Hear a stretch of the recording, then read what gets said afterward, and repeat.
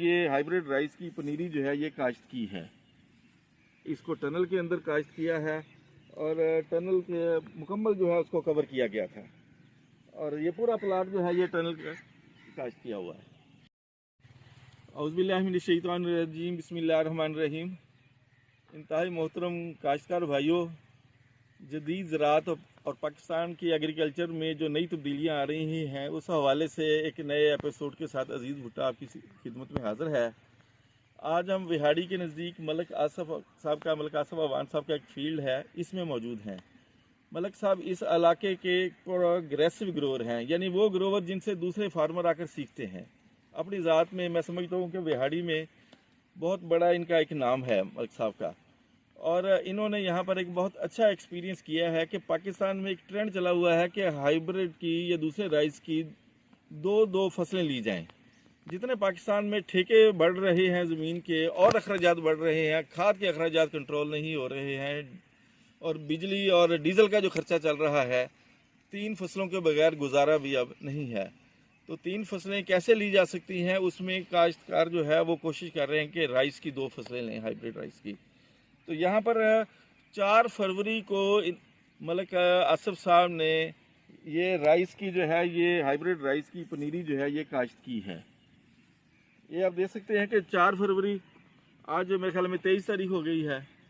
तो ये पनीरी बहुत अच्छी हालत में इस वक्त मौजूद है। इसको टनल के अंदर काश्त किया है और टनल के मुकम्मल जो है उसको कवर किया गया था और ये पूरा प्लाट जो है ये टनल का काश्त किया हुआ है। दोस्तों, इस हवाले से मैं कुछ रहनुमाई थोड़ी सी करना चाहता हूं कि चूंकि हाइब्रिड राइस की जो पनीरी होती है इसको 20 से 25 दिन के अंदर ट्रांसप्लांट करना, शिफ्ट करना ज़रूरी है। अगर ये 25 दिन से ऊपर चली जाएगी तो इसने जो है टिलरिंग इसी हालत में कर लेनी है, और अगर इसी हालत में ये टिलरिंग कर लेती है पनीरी की हालत में, तो ये प्लाट में जाकर, अपने फील्ड में जाकर ये टिलर नहीं बनाएगी।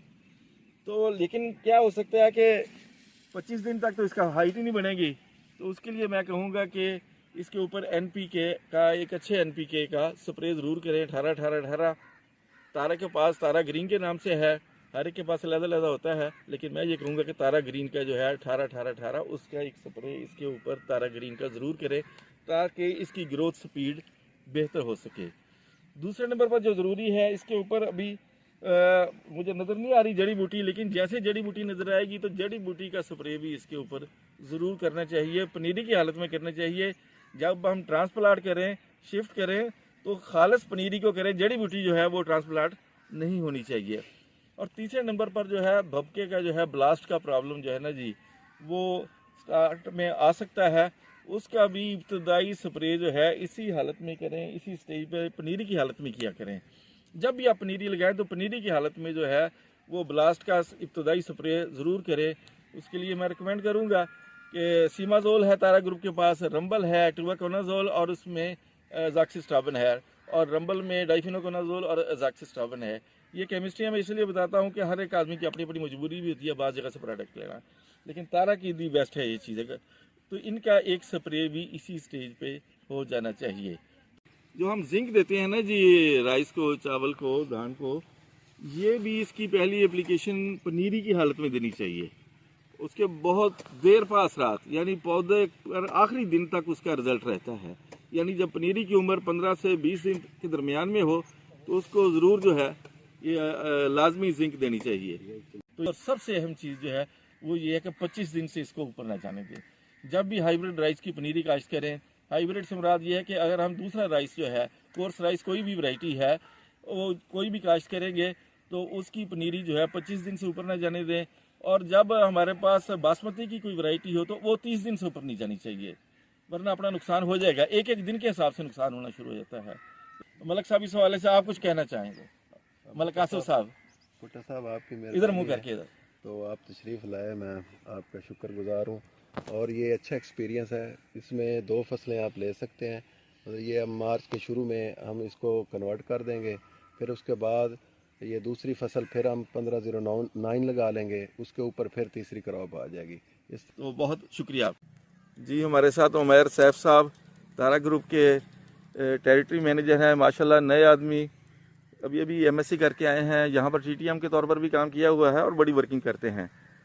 शोबाए ज़राअत के आसमान पर उभरा एक तारा, माजी का तजर्बा और अर्ज़े वतन के काश्तकारों का भरपूर एतमाद। ये है इसकी चमक जिससे रोशन होगा पूरा पाकिस्तान। ज़राई फील्ड में कामयाबियों के आसमान छूने वाली काबिले एतमाद लीडरशिप के ज़ेरे साया सेल्स चैंपियंस का मजबूत नेटवर्क। ये है तारा ग्रुप, काश्तकारों को खुद कफील बनाने का अज़्म लिए अब मैदाने अमल में। बदलो किसानों किस्मत अपनी, चमका लो अपनी किस्मत का तारा।